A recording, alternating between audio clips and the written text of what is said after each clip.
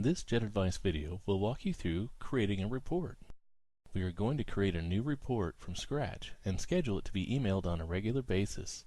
To do that, we'll navigate to Reports and Overview.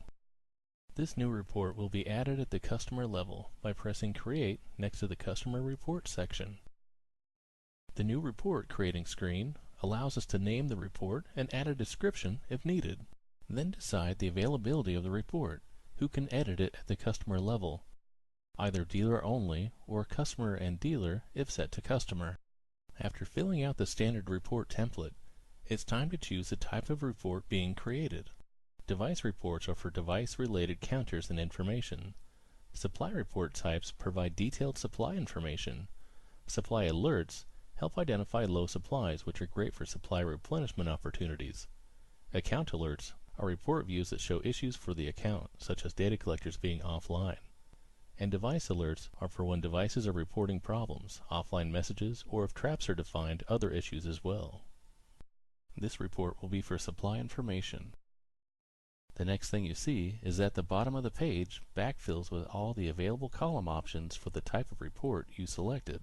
The left side provides all the options to be able to add to your report. You can search with text or use the drop-down to find more options. The columns on the right are the default to the type of report you selected. Mousing over the column option provides information about the column before you add it.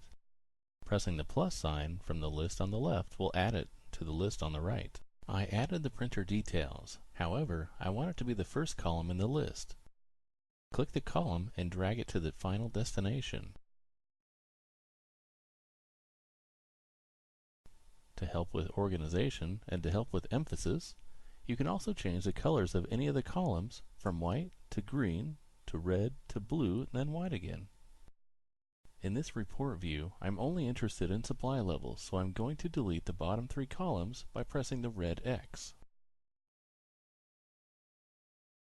Now that the columns are as I want them, we can work on finishing the report. Click here to filter the information you'd like to see.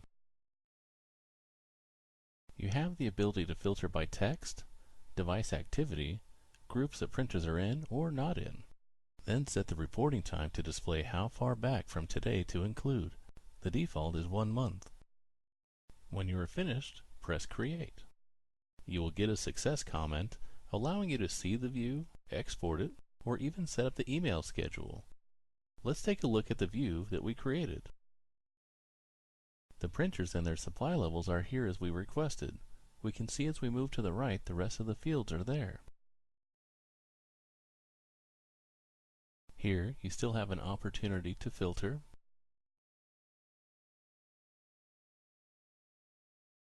Export offers a one-time download. The file can be downloaded as a CSV, PDF, Excel, or XML file. Let's press Schedule Email to see the process. A brief description is available in the top area, including a link to the report. You can add more email recipients here and specify a name that makes this report unique for email. In the lower section, you can define what format to receive an email. We are choosing an Excel file. Decide how often you want to receive the email and when it should start.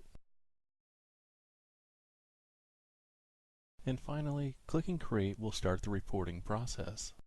The success screen will display. Here's an example of the report sent. It now includes a cover with information about the report and dealer logo, then the data in another tab in the sheet. Let's go back to Reports Overview to see that a report has actively been scheduled for email. You can tell an email has been scheduled and is running. The envelope icon is blue and has a number of how many active reports are being emailed. Here are the other options for the reports. From left to right, you can open the log to see the exports and email files, edit the report, delete the report, duplicate it, or archive it. And remember, to search for reports or archived reports, you can always use the filter option.